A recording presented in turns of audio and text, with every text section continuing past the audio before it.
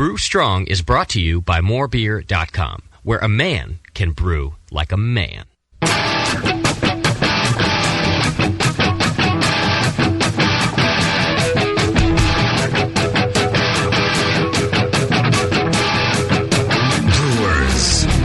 it's time for the beer radio you've been looking for. This is the show that dispels myths, tackles the toughest topics, and makes no apologies for geeking out on beer. Hosted by two guys that drink before they think. Jamil and John Palmer. This is Brew Strong.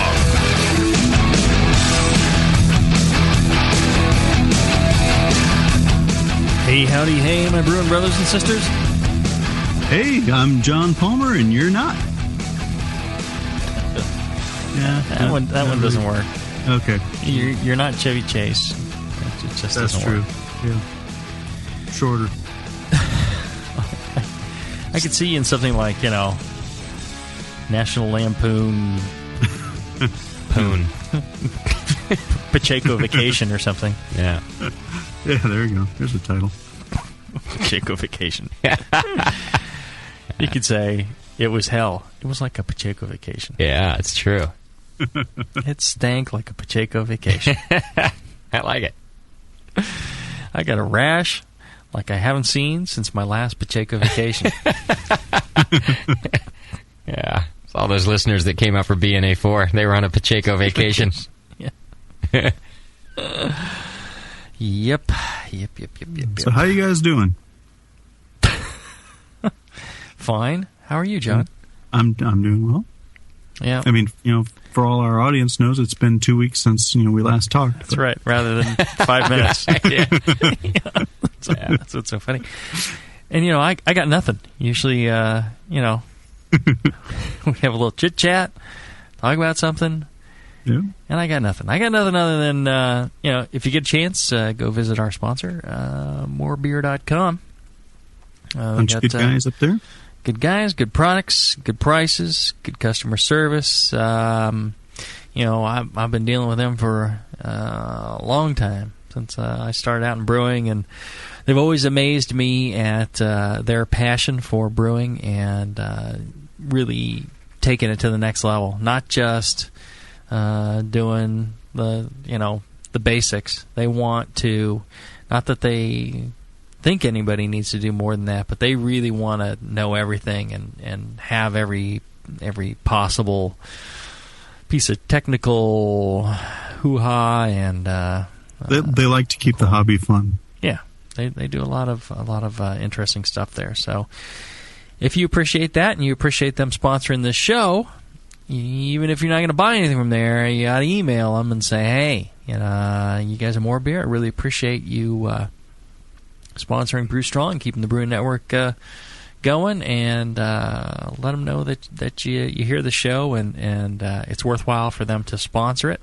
If you send those emails, and I trust me, they'll see that and they'll feel it's they're getting their money's worth. So make sure you let them know that you enjoy that, and while you're there, see if you can pick something up. They got a lot of good products, and speaking of a lot of good products, swing by the Brewing Network store. It also helps keep the Brewing Network going.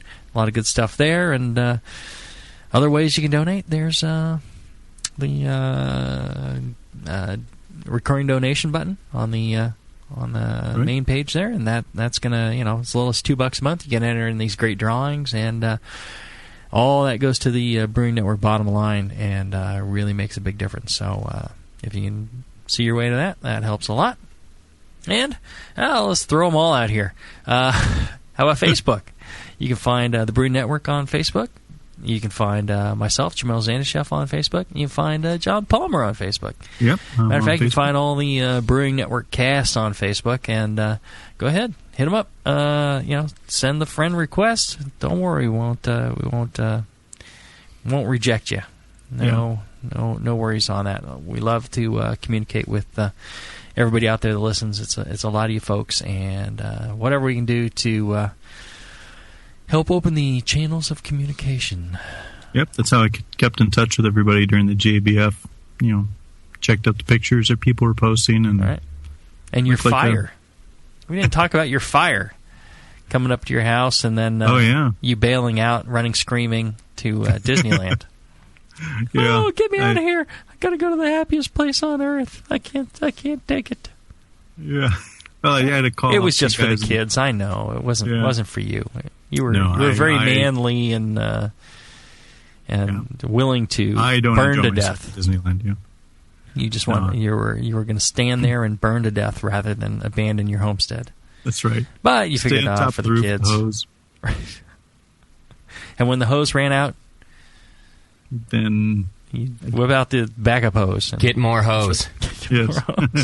Whip out the neighbor's hose. Yes. That's right. Yeah. Speaking of hoses, I had a bail on the San Antonio guys that weekend, unfortunately. Oh. Poor timing on the fire's part. Right. No, they had asked me, and I couldn't because of the family commitments. And you got the fire, and yeah, that's tough. Next year, yeah. I'll tell you what. Yep. Next year, if they're willing to do it, why don't both of us go? That'd be fun. Yeah. We'll both go. Yeah, we could share a room. You and I share a room, okay? Mm-hmm. And that'll cut down on their expenses. And if they're interested, they can have us both out. Well, it just needs to get set up a little earlier for me. It was a little too late for me to be able to change things family wise. But yeah. I was really looking forward to going. I mean, I had San it on my Antonio. calendar. It's a beautiful town, lots of great people, and let's go out there. Let's make it a date. So if they're listening, of course they have to listen. If they don't listen to the show, then they're out of luck. We're not going to be there. But if they listen, they can hold us to it, huh? Yep. You and I, we'll both go. San Antonio, here we come. So all right. Set us up for next year. And both of us apologize for this year. Speaking of apologies. Factors affecting mash efficiency. So we got an interesting question about mash efficiency for this show. Justin. Hey there, Jamil and John. This is Biz up in Orono, Maine. My question for you guys is basically about efficiency. I've been having problems, been hitting around 60% efficiency. I just kind of want to know what should we be shooting for efficiency, and how should we be getting there? I submitted some pics onto the forum there about my MLT. I think I found the problem, but if you guys take a look at that, that'd be great. Help me out. All right, thanks. All right. So it's an interesting question because everybody's focused on efficiency, and 60% might be a little low, but excuse me. Nice one, John. 60 might be a little low, but why don't we talk about efficiency? As we always do. Let's start off with a definition of what we're going to talk about. John, explain to me, what is mash efficiency? Okay, mash efficiency is calculating the percent of what you extract from your grain versus the maximum that they get from the grain in a laboratory condition. So, in a laboratory, if they grind up the grain to powder, they lauter it thoroughly, basically in coffee filters and into a funnel, and they'll get about 80% by weight soluble extract.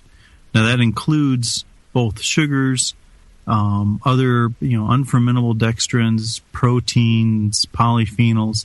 I mean, it's everything soluble in that malt coming out in this, getting in solution and being collected. So, and they measure what's left over, and it's a little less than 20%. So that's the maximum that you can get. And when you scale that to sucrose or white table sugar, that works out to a gravity of about 37 points per pound per gallon, or I think it's like 315 liter degrees per kilogram. So if you ratio what your extraction was, how many points, gravity points you extracted from, your grain bill. And then let's say you get 28 points per pound per gallon. Mm-hmm. That You're works comparing out that 28 to that 37. Right, So, and that's about 75% efficiency. Mm-hmm. So if you're getting 60, then you're getting 60% of 37. Mm-hmm. So the maximum points per gallon, 37. It depends on the grain, right? Yep. Different grains have different extract potential. Right. Dark kilned malts tend to have lower. Lighter kilned and the base malts tend to have higher. And they tend to vary based on certain factors. But 37 is probably a pretty good estimate. 38, 36. Right around there for those base malts, and you'll get a percentage of that. And that's what you're talking about, right? That's the efficiency? That's, what they get in the laboratory conditions versus what you get in, in kind of real world brewing conditions. So if the potential extract for a grain was 37 points per gallon, per pound per gallon, pppg, and I was to get 100% efficiency, just let's say, then I would get 37 points per pound per gallon. Yeah, that's what I would end up with. Yeah, by mashing and lautering 1 pound of grain to create 1 gallon of wort, that wort would have a gravity of 1037. Right. Okay, and that would be 100%. But that's unrealistic. And I see people claiming they're getting 100 and something percent, and that you're measuring wrong, right? Yeah, that's right. People do it after they've boiled and the other things, or they're not measuring the volume right, or various things, because you can't get over 100%. If you think that you can beat a Congress mash, I don't think so. I mean, maybe you could. I don't know. Not like 110%. I calculated 110%. All right, so that's what you're talking about with efficiency. Now, why does efficiency matter at all? Well, it's a matter of economics. Mm-hmm. If you're brewing professionally and you're getting less efficiency than what you had planned on, your beer is going to be a lower gravity than you anticipated. Which may be a customer quality issue, perception of quality issue. And if you have to mash more, use more grain per batch to make up for a lack of efficiency, that's wasted money.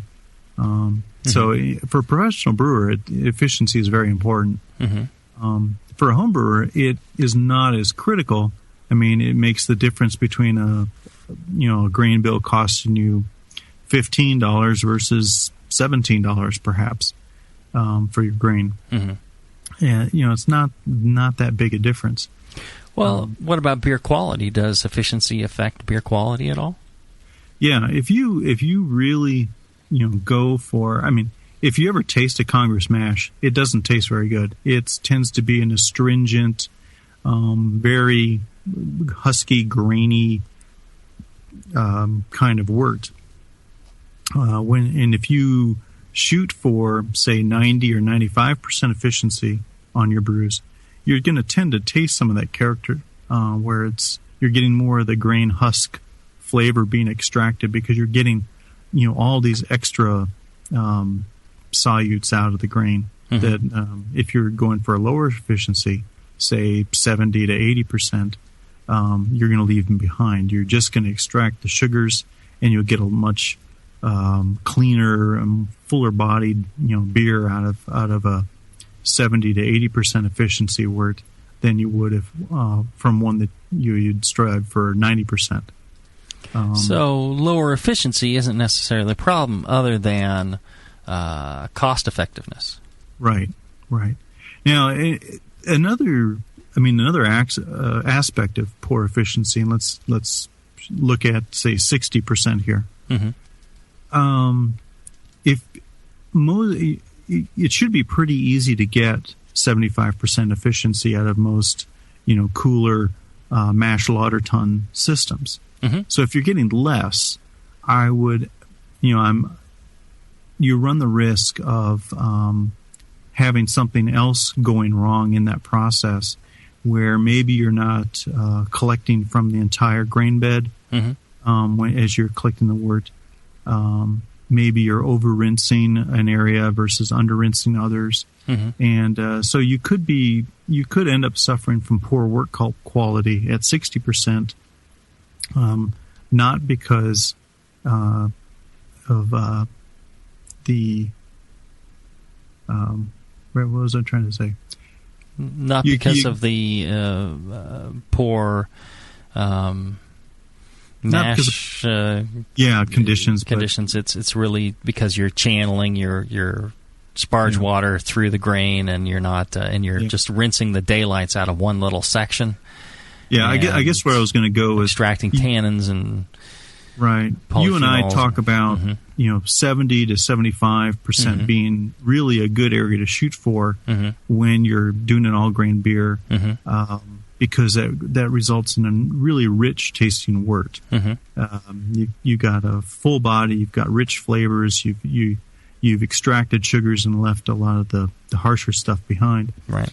But if you're seeing a 60%, chances are that 60% also represents poor lautering or poor conversion, which may affect your efficiency as well, right, in your work. Well, and anything from 65 to 80 in that range is absolutely fine. I think it's and when we do the BYO columns and provide recipes for that, they insist on 65% efficiency as how the recipes are written, and because that's a fairly common number. So if you're at 60, I don't think you're very far off. If you're at 65, that's fine. I don't think you have to be at 70. I think 70 is a sweet spot for me, so I target that. Sometimes I end up at 75 as well. It depends on your system, too. Yeah, it depends on a lot of factors. Well, the interesting thing is, all right, so you know how the interweb is, and there's you and I both have a few people out there that just love to they just love to try and nitpick anything that we produce.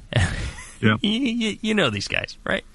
And they've got my gosh. So we did a show on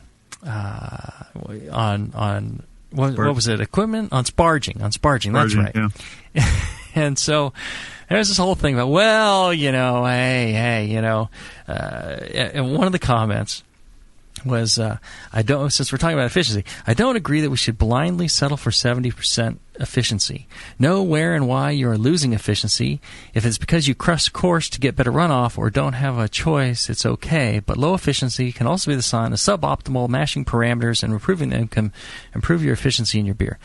Well, a lot of those mash parameters really don't have a major impact on mash efficiency. It's mainly your crush, and your sparging, right?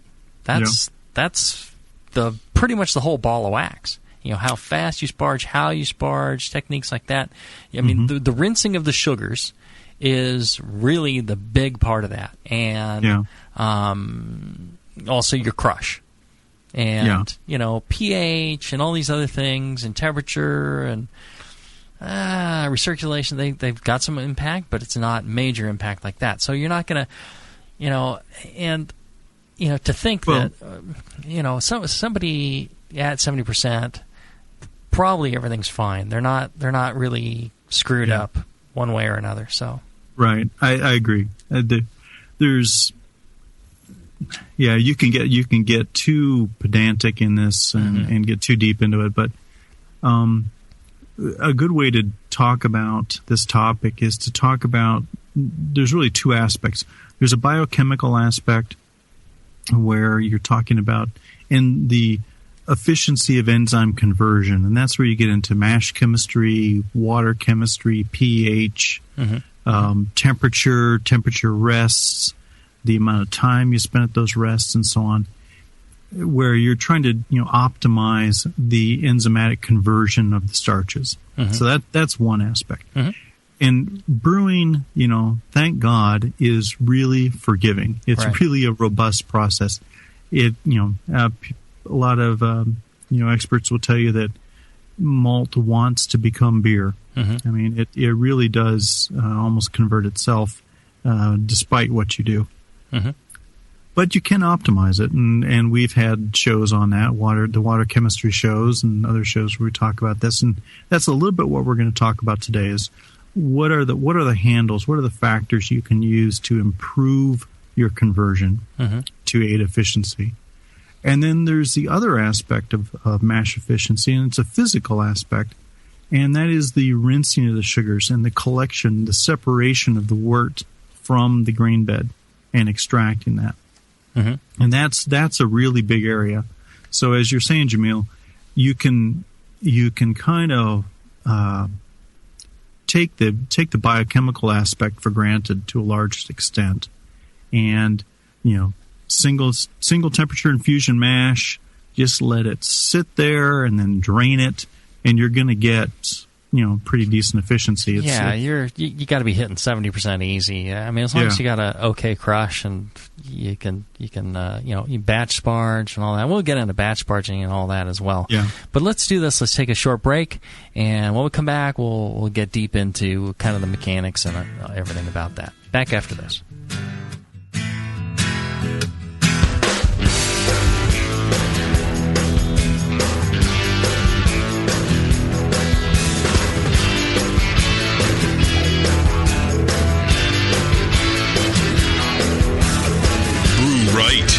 Brew smart. Brew strong. This is Brew Strong.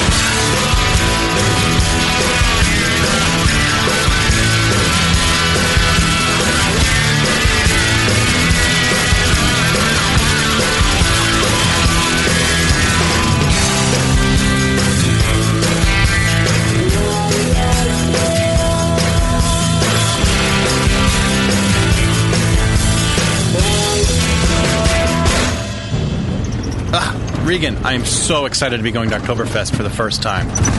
Thank you so much, man. Yeah, no problem, dude. But it's Oktoberfest. I better brush up on my German. Regan, this isn't the airport. You can fly, drive, walk, or click, mein Freund. There's all kinds of ways to get to Oktoberfest. Regan, we're in the middle of an oak forest. I swear, if I hear a banjo, I'm out of here. Boys, over here! We're about to tap my barrel. Yeah! Gross! It's a party all month long at morebeer.com. Come join Oktoberfest for leader-swilling deals on all things oak. Oak barrels, oak cubes, oak chips, beer kits with oak in them, oak infusion tubes, and the new vacuum brew system. All with the best prices they've ever offered. It's Oktoberfest, only at morebeer.com all October long. Downtown Joe's, located in the historic Oberon building in beautiful downtown Napa, California, offers an award-winning brew pub experience from 8:30 a.m. to 1 a.m. every day. For 15 years at the corner of 2nd and Main, Downtown Joe's has been voted Best Night Spot 7 times and Best Brew Pub for the last 4 years in a row. Brewmaster Colin Kaminsky's handcrafted ales, like his Tailwagon Amber Ale and Catherine the Great Imperial Stout, are the perfect accent to riverside dining, live music, and a relaxing outdoor patio. Don't miss the Beer of the Month, special rotating taps, and happy hour all day Mondays. Visit downtownjoes.com to make reservations, peruse their extensive calendar of events, or just read more about their fantastic beers. Come enjoy the fine beer, food, and music. Downtown Joe's, the award-winning brew pub where you'll feel at home. Organic ingredients. Fresh, clean, good for you, good for the planet. And Seven Bridges has the best selection in the world. Everything is a click away at breworganic.com. Join the mailing list for special deals and regular updates about new products and specials. They have been brewing organic and serving organic brewers for almost 12 years. They can help you brew great organic beer. Take the National Organic Brewing Challenge, the only BJCP-sanctioned nationwide brewing competition just for organic beers. Enter the the competition by October 10th for your chance to win great prizes, including a hands-on brewing experience at an organic brewery, brewing equipment, or organic brewing ingredients. Complete details about the competition are online at breworganic.com/competition. Seven Bridges is cooperatively owned in awesome Santa Cruz, California. Everyone there is dedicated to worker and people-friendly business practices and environmentally friendly, worker-friendly brewing products whenever possible. Visit today, breworganic.com. Hilo, what's it feel like? Take awesome and multiply it by 2. Yeah! Spraying live beer radio all over your face. Can't get any better than this, baby. It's the Brewing Network.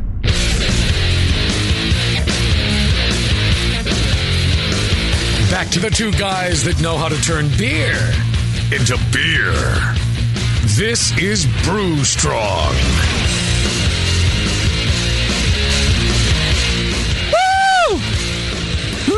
We're back.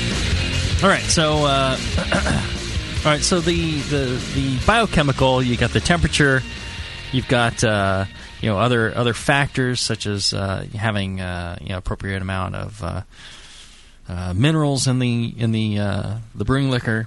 pH. Yeah, your water chemistry, the pH of the mash, the best temperature for the enzymes to be working at. But there's a wide range of possibilities there that all are going to work, and efficiency is going to be in that sweet spot. Unless you're doing something really stupid, it's okay. Too hot, too cold. Yeah, I mean, you'd have to be excessively hot, excessively cold. You'd have to be way off on your pH. You'd have to, you have to be totally, out there on something like that. Otherwise, you're going to fall in that range. Minerals, don't be doing it with distilled water. Right. It'll work with distilled water, but it's better if you use ordinary tap water. Or you need for best results, you need like at least 50 parts per million of calcium in the mash. Right. And most municipal supplies have somewhere in the neighborhood of 20 to 70. Okay. So it's ballpark. Yeah, almost any water. You got a lot of flexibility. So that's really not the problem that Biz is having. I mean, somebody says, I got 60%, even 50% efficiency. What's my problem? I don't go to any of those mash parameters first. I go off, you might ask them, hey, all right, tell me what you're doing. And they may tell you about that. And that's fine. But it's probably more related to something of the physical nature, right? It's either the particle size, your crush, or it's how you're getting the sugars out of the mash tun, right? Right. So give me an education here on the crush first, and how that you'd think you could almost throw in the whole grain. I mean, why? It's all in there. The water gets in there, right? And why does crushing it different matter as far as efficiency goes? Well, the crush or the particle size has a foot in both arenas, both the biochemical and the physical. And you can make beer with uncrushed grain, and you'll get about 60% efficiency. But the key to that is you got to give enough time. Time for the enzymes to diffuse into that grain, and time for the sugars to diffuse out of the grain. All right, somebody's going to wonder how much time. How long would it take? All day. All day. Okay. So if I was to hold a mash with whole grains overnight, I could sparge that and still get about 60%. Yeah. Well, and that's probably the way they did it, 5,000 years ago. They didn't have roller mills. Yeah. They had a stone, I guess. They'd take a rock between two rocks. They probably just had it, had it all sitting there in the pot or the clay pot, and it rained and it filled with water, and the next day they took a look at it and tasted it, and it's like, that's pretty good. It's Justin Bruce. Yeah. But it will convert. It's just not optimized. So the particle size, the first thing it does is it allows the enzymes to have better access to the starches. Now, in the husk or in the grain, these starches are really not soluble. They're not very accessible.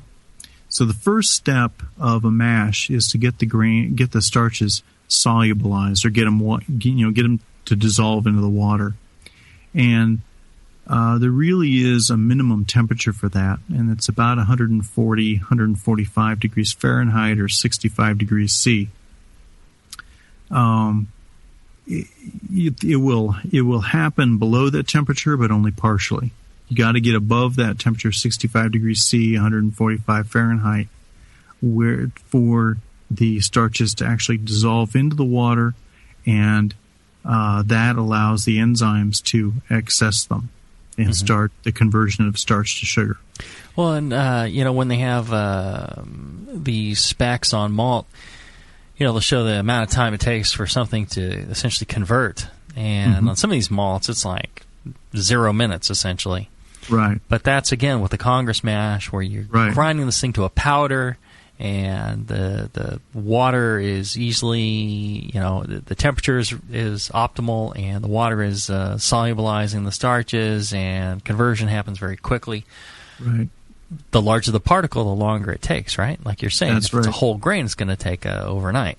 But, all right. Yeah. So, there is a trade-off, and this is one area to look for when you're worrying about efficiency.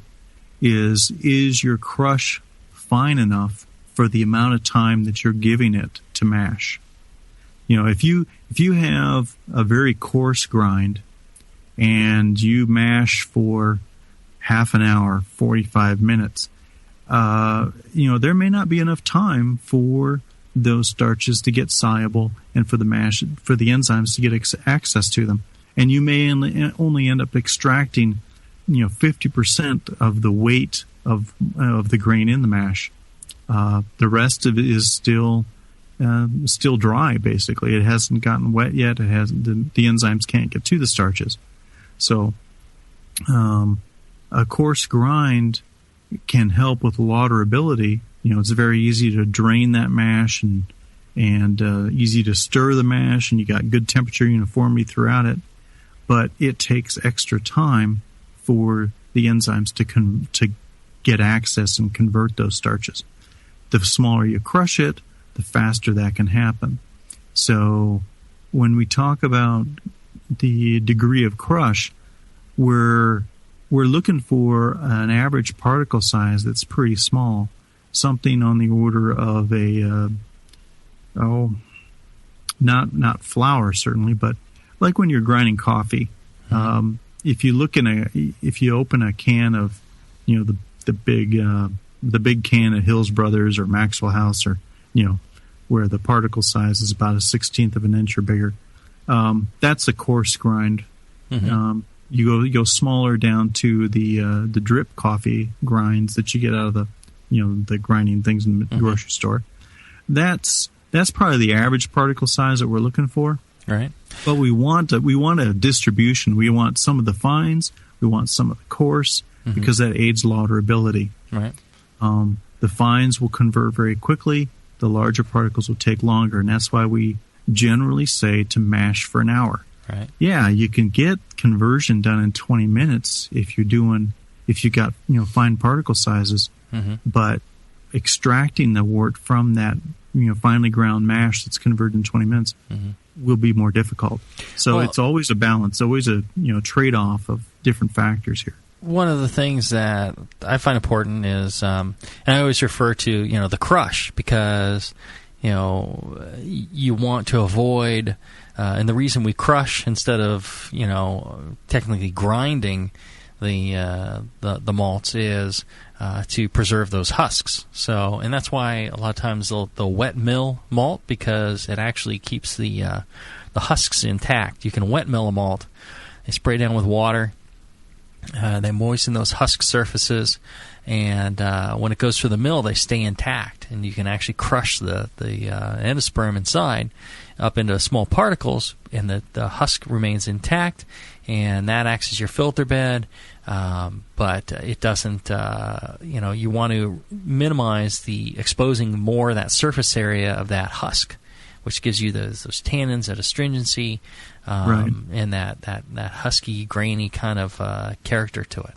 So that's why one for a much gentler crush and a larger particle size, and I just take my time and things seem to work out well, and I keep those husks intact as much as possible. You were saying earlier, when they grind the malt to a powder to do those Congress mashes, they're grinding up that husk material, and it ends up real tannic and not a very pleasant thing. You were saying. That's right. So there's a trade-off there between one and the other.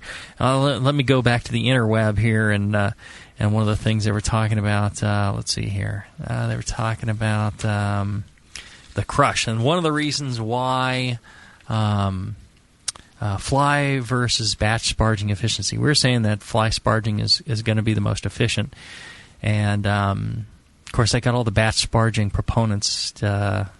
Up in a wad, yeah. And there's nothing wrong with batch sparging. Go ahead, do it. I think it's probably better for most people to batch sparge, but I just don't do it anymore because I got an easier way to fly sparge. Commonly looked at fly sparging generally requires a coarser, and I just don't believe this to be true.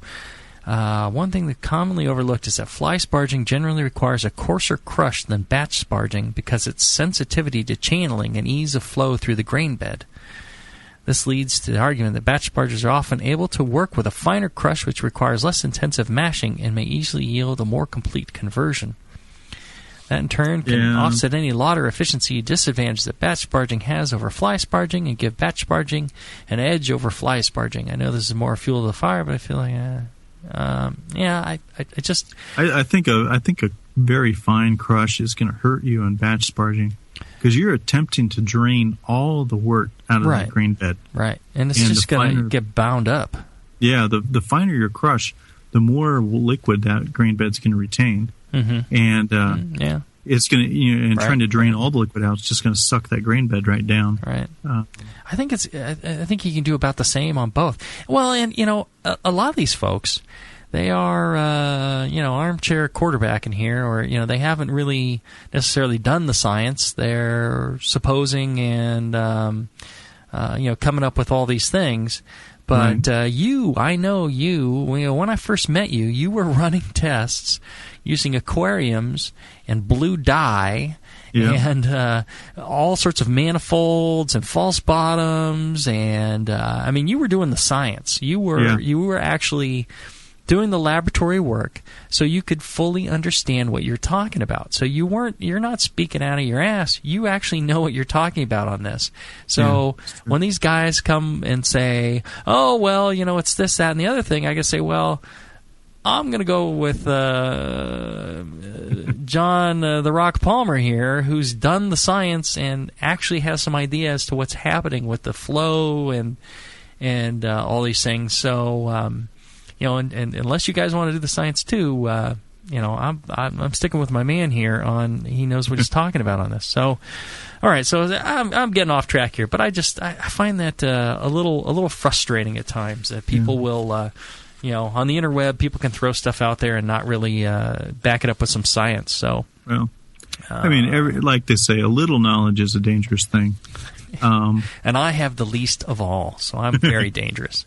But all of these things are a factor. But you do kind of have to do the experiments and watch several trials so you can get an idea of which factors are more important than others. Right. I would say for a lot of brewers, batch sparging probably is a better method, unless, if you're worried about fly sparging and getting channeling and having an appropriate manifold, or you don't have a false bottom, something like that, go with batch sparging. There's nothing wrong with batch sparging at all. For me, it's extra work to batch sparge, so I fly sparge because it's easier.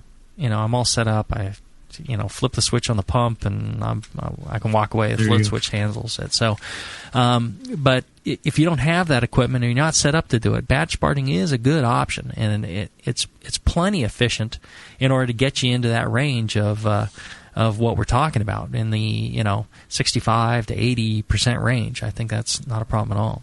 Yeah, that's true. As you're saying, the wort separation is a very significant factor in your mash efficiency.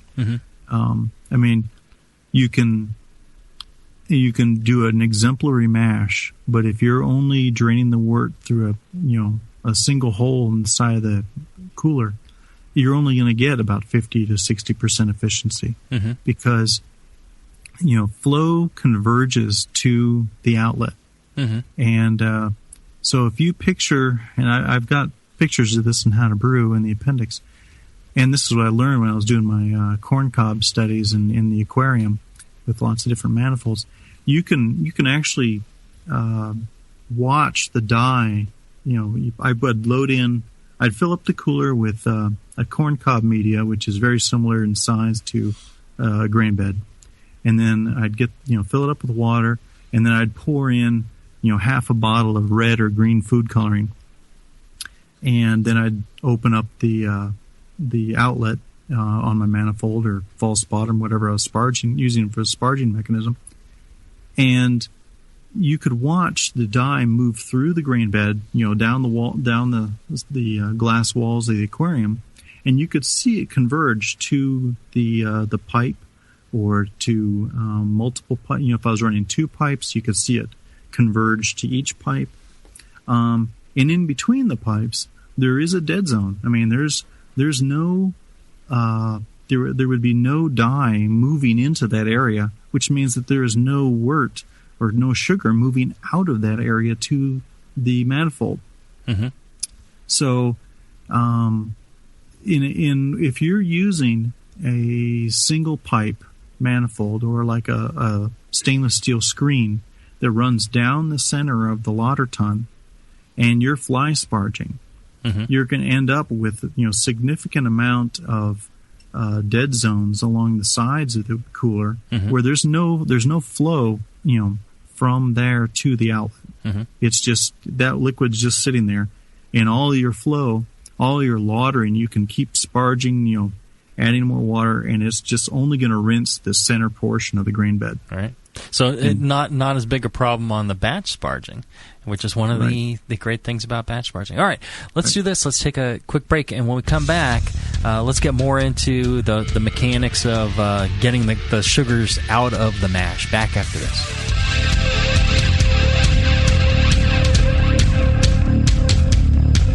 Keep your carboy cap on. This is Brew Strong. We'll be right back.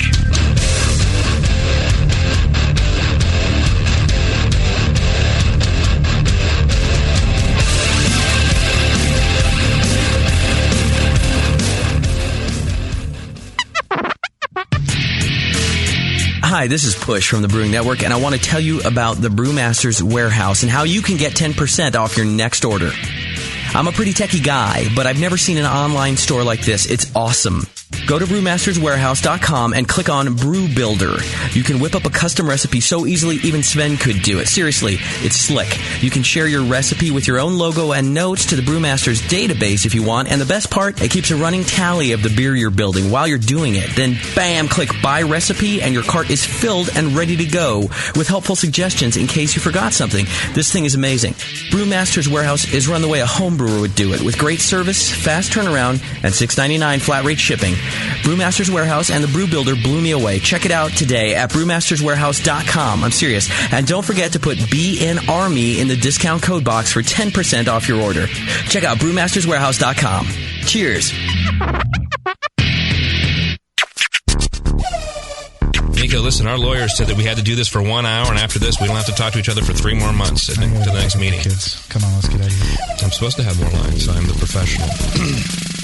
Hey, it's Sully. And I'm Nico. And we opened the 21st Amendment 9 years ago at 563 2nd Street in San Francisco, just 2 blocks from Giants Park, to make great beer and have a great time doing it. That's right, because to us, the 21st Amendment is more than just the right to make beer. It's the right to experiment, to be innovative, and just do things differently. And so now, we're putting our craft beer in cans. That's right, cans. You can find our world-famous Hell or High Watermelon Wheat Beer and Brew Free or Die IPA throughout California and Alaska. And now it's also available on draft at select accounts in the Bay Area. So next time you're at your local neighborhood pub or good beer store, be sure to ask for 21st Amendment in cans. Because everyone likes it in the can. Tasty crack cans. Tasty crack cans. BN Army members, are you looking for an even better deal on hops? Keep listening. Nico's Homebrew Supply at nicobrew.com has hops by the ounce and by the pound. Nicobrew.com will be running their biggest sale on hops yet, with 19 varieties for only $19 or less per pound. Varieties like Cascade, Centennial, Willamette, and more. The sale begins October 11th and runs through the 29th. Be sure to use coupon code BNARMY to get these awesome prices, whether a couple ounces at a time or an 11-pound bag. All hops are shipped vacuum sealed and frozen straight to you. And $5 flat rate shipping includes all 50 states. And for hops, that means you too, Alaska and Hawaii. The staff at Nico's Homebrew Supply loves to brew and is committed to keeping homebrewing affordable and accessible to anyone who wants to join in this great hobby. Remember coupon code BNARMY for the Brewing Network discount. Visit nicobrew.com. That's Niko brew.com. Nicobrew.com, your bare bones buddy in the brewing business. You're listening to the Brewing Network.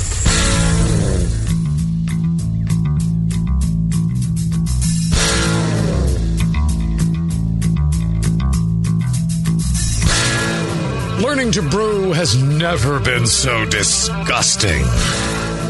This is Brew Strong.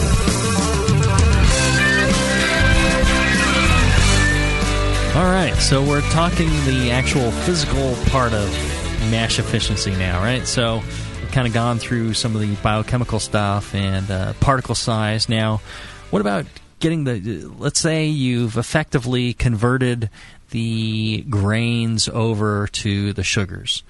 Now, a big part of it is getting those sugars out of the mash tun into your kettle without adding a whole bunch of water to it either. But right. The thing is, I think people are confused on this point.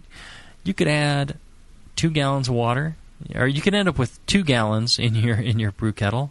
You could end up with 1,000 gallons in your brew kettle. Efficiency doesn't change, right? Efficiency could change. If you're rinsing a whole bunch, certainly you're more effective at rinsing. But the efficiency I see where you're going, you know, the amount of sugars in there are the efficiency. It doesn't matter what the volume is. It's the total number of sugar molecules, let's say, and other soluble materials in the liquid. That's what your efficiency is. So if your the efficiency isn't related to volume other than you use that to calculate the total number of sugars you got out of your mash. Correct? Correct. The caveat to that, or the exception, is that if you have to collect twice as much wort to get out, to make a 1060 beer, if you've got to collect and boil down 8 gallons, if you got to boil for 6 hours, that's a problem. It is, right, and that's what we're trying to address tonight. Is if you want to design your equipment efficiency, your lautering efficiency, so that you don't have to boil for hours to get that 60 points out. You should. The gravity of a first runnings is about 1077. So, if you're brewing anything, if you're brewing a beer that has an OG of anything less than 1077, you've only got to collect so much wort and then basically dilute it to get your gravity. But if your lautering efficiency isn't good, that first runnings is going to be made up of more water than sugar, and if your first runnings is only like 1040 or 1050, that indicates that you're not collecting all the sugar you should be from your grain bed. So, going back to the aquarium model, I learned that to get good extraction, you've got to cover the majority of the floor of your mash tun uniformly. If you're using a manifold, slotted pipe manifold, the more pipes you put in, the more uniform that collection is going to be, the more it's really going to emulate a false bottom. And the more uniformly you will rinse the sugars from the grain bed, and your efficiency will be better. You'll get that all that 1077 first runnings out of there. If you're doing a single pipe and fly sparging, that's when flow converges and you end up not rinsing and not extracting from large areas of the grain bed. Now, if you're batch sparging, as we were saying, what you need to do is drain the grain bed completely, and then you will get flow. The flow will converge, but it'll converge from all areas of that grain bed to the drain. So, but it has to be complete. It has to be complete. You're going to leave a lot of the sugars behind, and when you add more water, you're really impacting your efficiency there. Yeah. The potential benefit of batch sparging. Yeah. And I've batch sparged quite a bit in coolers and so on. And one thing that's difficult to gauge is, how well did I drain this mash tun? Mm-hmm. I mean, you look in your boil kettle and say, okay, that looks like about 3 gallons or so, or, whatever a bunch of it looks like. But unless you've got, a sight glass on your mash tun or some sort of measurement device in your kettle to know how much volume you've got, you may be leaving a significant amount of work behind.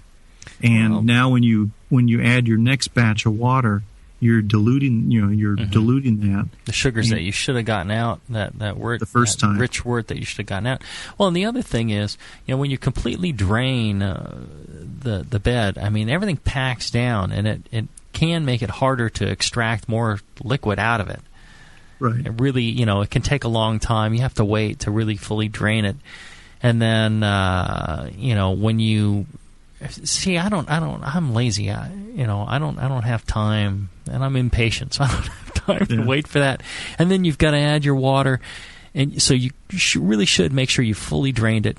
Then you add your water back for your second batch sparge, and you need to really thoroughly mix that throughout and recirculate again and set up the grain bed again in order to do your second runnings, right? Right.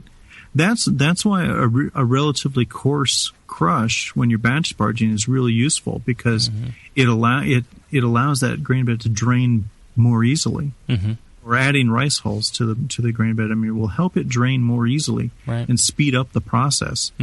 If you've got a fine crush, it can take hours for that to drain. Right. Or you're leaving efficiency behind.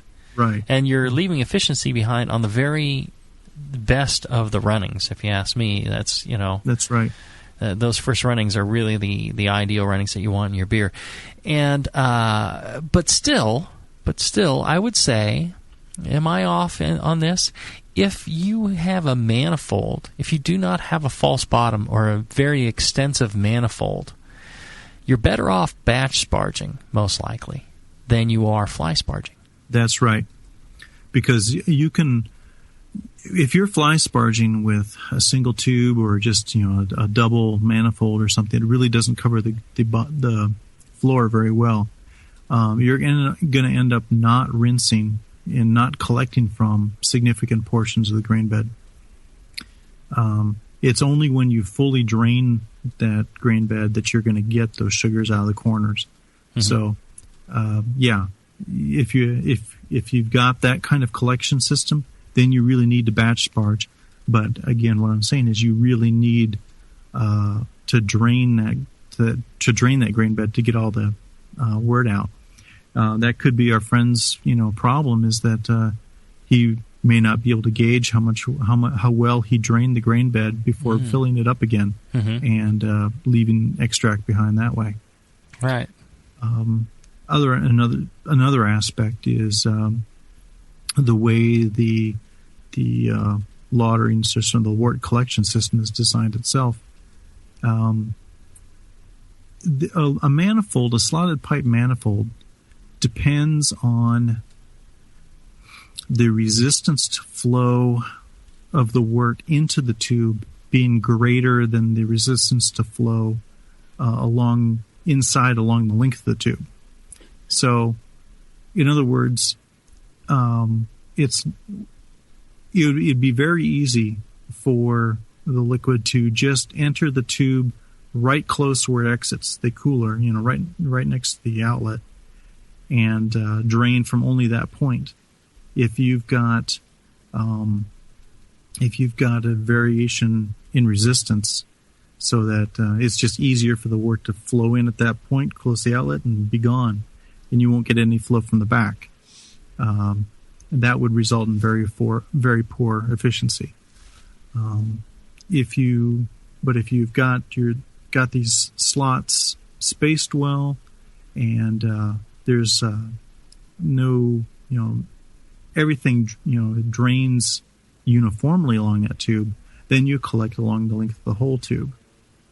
And I could see that in my aquarium experiments. I was using typical half-inch copper pipe that we all get at Home Depot, and I was putting hacksaw cuts into it every half inch, cutting halfway through the tube, and I would collect along the entire length of the tube. You could look on the aquarium wall and see a very flat dye gradient, so you knew, I could tell that I was collecting everywhere. But if I made those slots too large and made it too easy for the wort to flow in, then I started to see a decrease at the back end of the tube versus the front end. And with the stainless steel braid, that can be a factor. If the braid gets opened up a little bit, close to the outlet, it could be easier for flow to occur there than at the back of the braid, and you could be losing efficiency that way. So consistency in the openings in whatever manifold, or it needs to be perfectly uniform and not too large that it allows easy egress of the liquid, right? Right. And those factors are critical, but again, even so, maybe the easier thing is, if you're going to use that kind of device, then you need to batch sparge. That's true. Okay. Another interesting aspect I learned was, I had a Sankey keg that I was using as a mash tun, and you got that nice domed bottom in it, mm-hmm. and I was putting a manifold across that dome bottom, and so the bottom of the keg was 2 inches below the manifold in the center, and I wondered to myself, well, am I collecting below the manifold? Am I getting the wort that's down on the bottom, or is it just coming from on top? Mm-hmm. So I positioned a pipe in the aquarium, an inch off the bottom, and then watched how the dye moved down into the grade bed. And lo and behold, it doesn't flow beneath the manifold.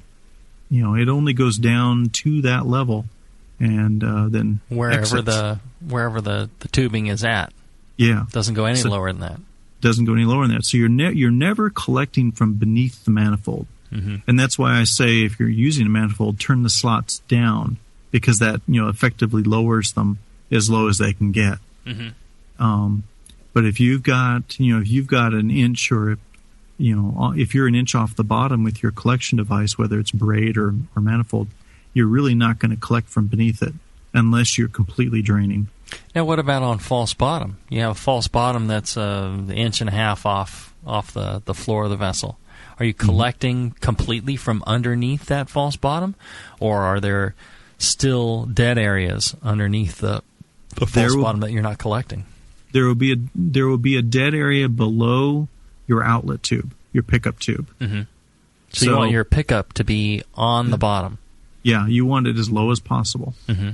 because that way you will collect everything. I mean, that is the benefit of a false bottom, is that you're going to get uniform collection across the entire floor area, but depending on how high that false bottom is off the bottom, or the difference in height between the false bottom to your pickup tube, you're going to see convergence of flow again. So you get that dip, get that pickup tube as low as you can, and then you'll collect everywhere. Okay. Uniformly across that false bottom. Is that the way they say when, gee, this mash is hot? And deep, too, right? When they're talking about the pickup tube? Yeah. Okay. All right. Anything else we should think about when we're getting these sugars out? I mean, does time have a big factor in this? Probably, time is a result. I mean, if you're doing everything right, it will take less time. The more you're off, the optimum for each of the factors, whether it's mash temperature, mash chemistry, mash pH, it's going to take longer for conversion. And from the biochemical side, with regard to the physical side, the more inefficient your lautering system is, the longer it can take to collect the wort from it. If you're doing a single point collection point, just a hole in the side of the cooler, and batch sparging, it's going to take longer to drain that wort through that hole than if you had a false bottom under it or a well-distributed manifold to drain that. The more you optimize the fractors up front, the less time the whole process will take. Okay, so the more ideal the equipment you have configured, the faster you can run your wort out. So theoretically, I guess maybe with a mash that's spread out really thin, and the perfect false bottom, you could totally just drain this thing in a heartbeat, huh? Yeah, I mean, that would be the limit of it. Yeah, for the same efficiency, the more you have your upfront factors optimized, the shorter time it'll take to hit that efficiency. Okay. All right, let's take a short break, and when we come back, maybe you can wrap up any other thoughts you have on this that we haven't covered, and we can get some questions done in the chat room. Back after this. Sounds good.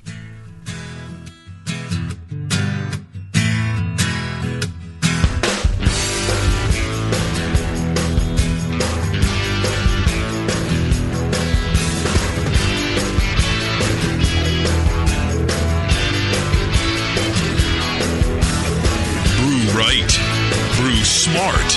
Brew strong. This is Brew Strong.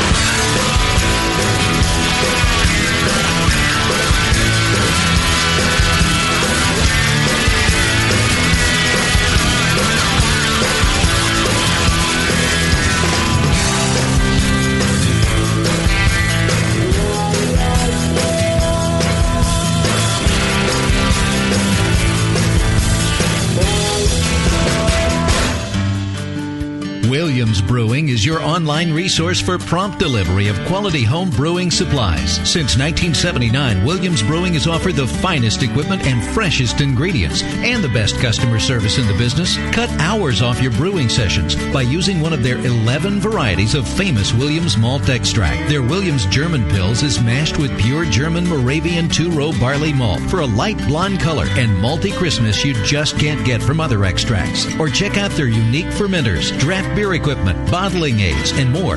They even have their own line of precision hydrometers. Go to williamsbrewing.com to browse their vast selection and enter promo code BREW at the order checkout for $5 off your next order over $50. Orders placed by 3 p.m. ship the same day. Again, go to williamsbrewing.com and enter promo code BREW at checkout for $5 off your next order. Brewing is easy, the Williams way. Hey, what are you doing, man? Writing a review of WLP 400. What? You're reviewing yeast? Yeah. White Labs has home brewer reviews of all their strains. Are you new to these interwebs? Check it out. That's awesome. White Labs, your source for great yeast, invites all brewers to visit whitelabs.com to read and write your own reviews of all their yeast strains. Get real-world tips and tricks from other brewers who have made the most of their vials and post your own experiences. It's another way White Labs brings you closer to the best yeast on the planet. And send. There you go. You misspelled flocculate, dude. What? Mother... White Labs. It's all in the vial. In the past year, the Brewing Network has been able to add 2 new shows, expand our studio capabilities and quality, and bring more beer information home to you than ever before. In no small part, this is due to subscribers like you. Thank you from all of us at the Brewing Network. Without your monthly support of any denomination, we could not bring you the very best in live beer radio like Can You Brew It, Brew Strong, and the Sunday Session. Haven't signed up yet? Join your fellow brewers in the BN Army. Sign up today at thebrewingnetwork.com for a recurring donation as little as $2 a month. Besides all the great live radio you'll support, every subscriber is automatically entered in monthly raffles for amazing brew gear like a conical fermenter, a temperature control system, or your own draft setup. Become a part of the BN Army today. This is www.thebrewingnetwork.com. Sit down next to it, grab yourself a paper towel, and watch those yeast have sex. You're listening to the Brewing Network.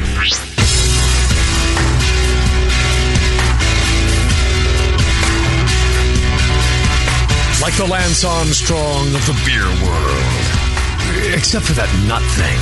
This is Brew Strong. All right, we're talking dialing in your mash efficiency.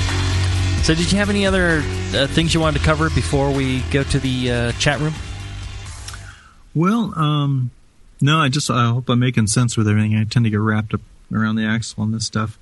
I think the one point I was trying to make before the break was that time is not a factor of it in and of itself. It's a result of the other factors. Of the equipment, of the crush, of the process in general, of the chemistry and all that. the recipe, a lot of factors. Valving, tubing, the height of the drop. Right.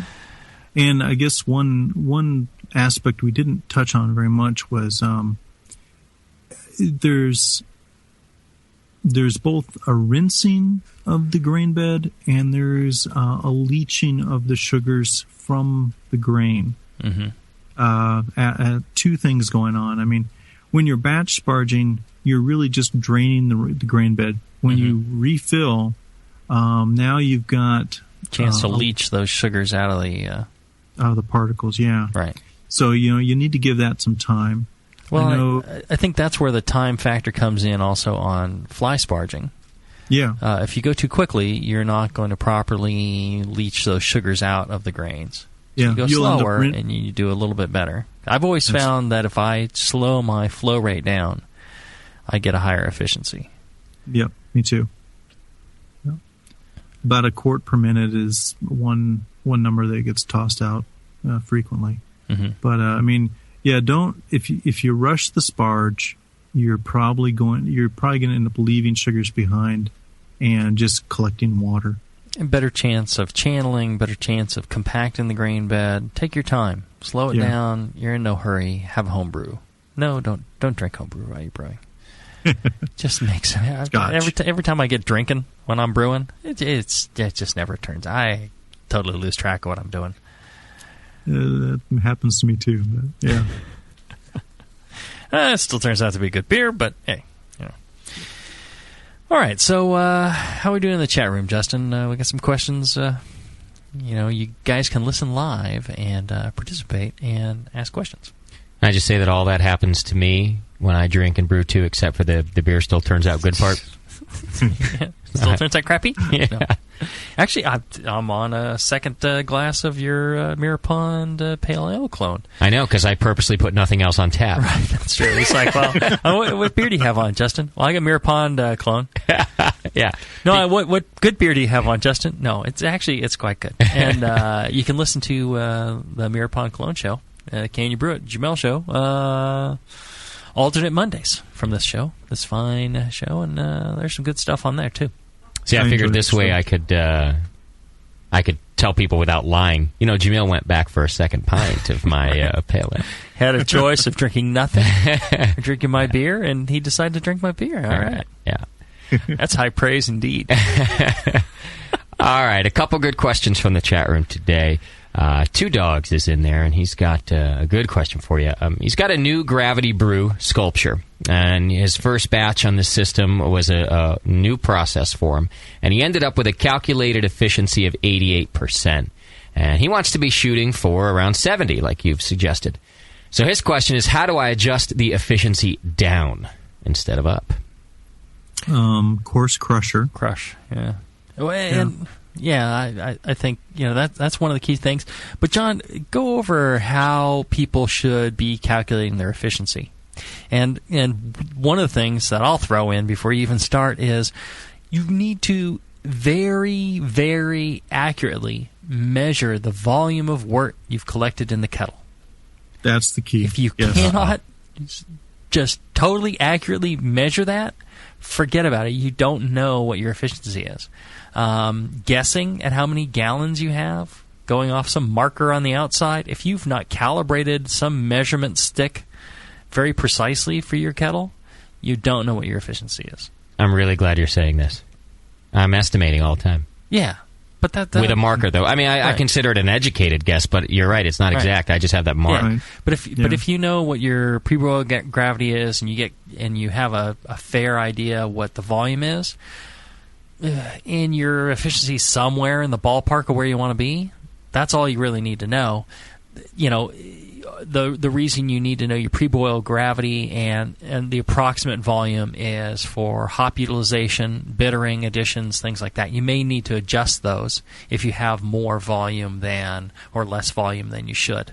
Okay. Right. And you need to know your pre-boil gravity so you can adjust, with a DME or something like that if you're too short, or add some water if you're too high. If you add some water, then your volume is more. And, again, you want to add more hops. You're going to need to increase your bittering additions, your aroma and flavor additions, because they'll all be diluted. You may end up with more wort at the end. That's okay. You can throw it away. You can put it in a second fermenter, whatever you might do. But you need to know what that is. So, sorry, John. I get these things and I start rambling on. Tell us how to calculate the efficiency. Okay. You got to know how much volume you're collecting, and you need to measure the gravity of what you've collected. So, as you're collecting your runnings, when you've collected 7 gallons or whatever that you're going to boil, take the gravity of it and then multiply out the points and divide by the weight of grain that you used. And that's your 28, 30 points per pound per gallon. Well, and you have to calculate what the potential was of your recipe, because you have different grains, and you could ballpark it just against assuming the same, all the way across. It tends to vary, but things like chocolate malt, black malt. But you could calculate that out as well if you want to get some precision in there. Right. But it comes down to calculating exactly how much volume you have, how much gravity you've collected, divided by the weight of grain that you used. And there's nothing really wrong with getting a good efficiency out if you've done, if you've optimized your process, if you're sparging slowly and you're not collecting too much wort to get that 88% efficiency. I mean, if you're, for a 5-gallon batch, if you've collected 10 gallons of wort and boil it down and you say, okay, I collected, all these gravity points and it works out to 88% efficiency. Well, that's too much work, and you've really probably compromised the quality of the wort by getting that high efficiency. But if you only need to collect 7 gallons to boil down to 5, and you're getting that 88, then you're probably doing well. Well, and anytime somebody tells me they got an efficiency around 90%, I start to think either they're crushing too fine or they're not measuring their volume correctly, and they're not quite got the right calculation. So yeah, that's the possibilities there. So, did we solve the problem for Biz about? I don't think we did. I think there's one aspect that maybe we should line up the different factors that could be affecting his situation. Okay. He's got a stainless steel braid running down the middle of a 48 quart rectangular cooler. Right. He's batch sparging, but I noticed in the pictures that he posted to the Brewing Network forum that the pickup is about an inch off the bottom. So, in other words, you have a braid that has has access, or the flow has access an inch off the bottom to the outlet. Let me tell you what I learned from what you said earlier. He's got an inch of liquid across the surface area of this 48 quart cooler that's not getting picked up. It is below the braid, and anything below your pickup does not go through the pickup. And that's what you were saying earlier, right? That's right. See, I pay attention to you, John. I really do. And you state it better than I do, too. I learn things from you. All right. Okay. Yeah, so that's where he's leaving behind, and that could be the source of 60% efficiency instead of 70%. Right there. I bet you he picks up another 10% and ends up at 70%. Yep. Yeah. What he should do is get a solid copper extension to get that to go from the pickup point down to the bottom and across, and then attaches his braid to that, and I think he'll see a considerable increase. Come out with a 45 and down, and then across. Okay, great. Problem solved. All right. All right, another good question came through the chat. You guys are always talking about a good crush. Mm-hmm. Well, what is a good crush? Can you define that for us? Make it clear as day. All right, so an ideal crush is all the husk is completely intact. It doesn't get broken up at all. It looks like, there's a whole grain, and it hasn't been touched. And then you kind of wiggle it in your fingers, and you look inside, and the endosperm, all that starchy material in the middle, is all just broken up into, fine particles. That's the ideal crush. That the outside husk is untouched, and when you go and you roll it between your fingers, it's almost powder that comes out from in between. Now, that's not realistic, but you can do things like wet down the grains to keep that husk intact, or just crush a little more gently, and what you get is bigger chunks inside. But again, for me, keeping that husk intact is a big part of beer quality, wort quality, and beer quality. So that's a big thing for me. If you're crushing your grain and you see a lot of husks all broken up into little bits, that's too tight a crush in my book. John, you have a different interpretation, or? No, that's it. You want, I think coffee is a good analogy, or a good measure. Of the bits, the starchy bits inside the husk.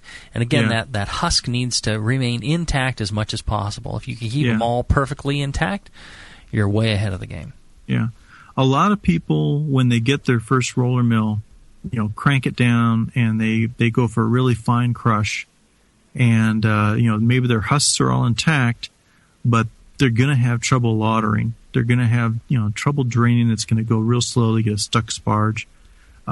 You need a distribution of particle sizes to get good flow. You need the fines for good conversion. You need the coarse ones for good, to keep that grain bed looser and not less compact.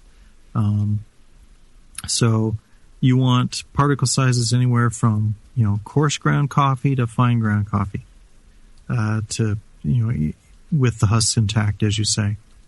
If you're having lautering problems, if you're batch sparging or you're fly sparging, it doesn't matter. If you're having trouble getting the wort out of the grain bed, then add rice hulls.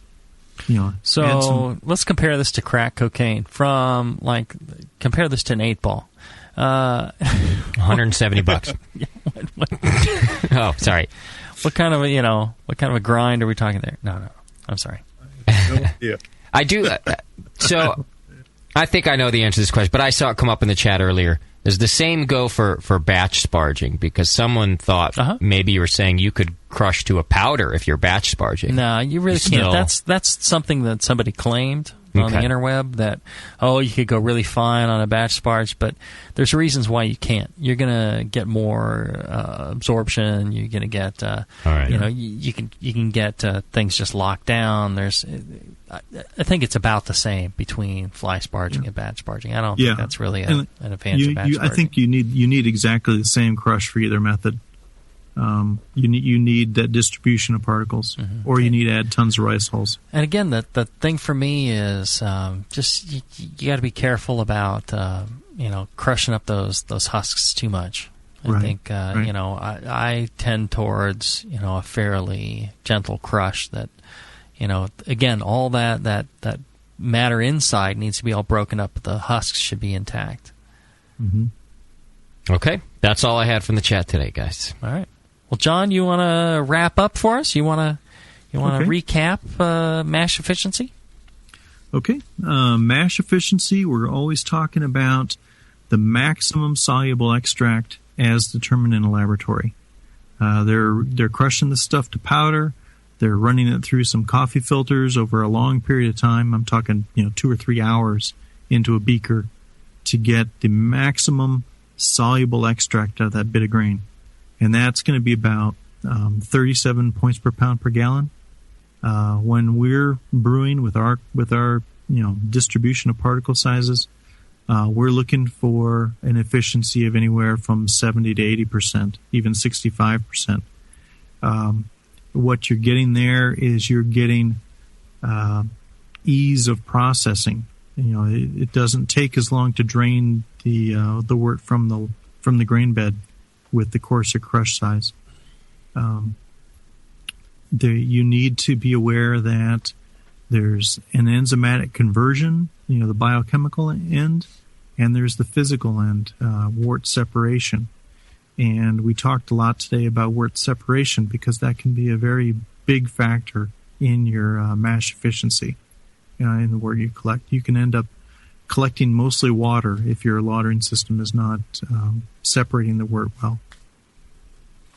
And I don't know, anything I missed there, Jamil? No, I think that recaps it quite well.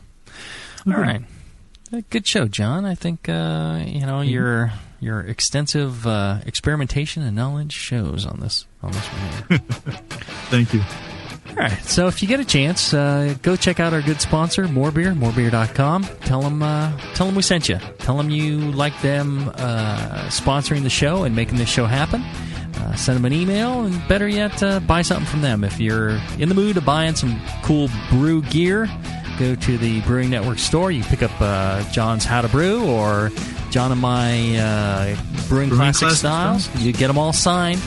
Only through the Brewing Network are they signed. So pick them up here, and you can get shirts, glasses, hats. There's some special GABF Hop Grenade shirts that are going to be appearing in the store shortly. Make sure you check that out because all this stuff sells quickly. All of it goes to the bottom line of the Brewing Network, and all that keeps this programming going. So, and I need an 8-ball. He needs an 8-ball. I shouldn't have mentioned it, man.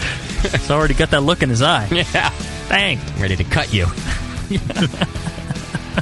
All right, and I don't know. What else?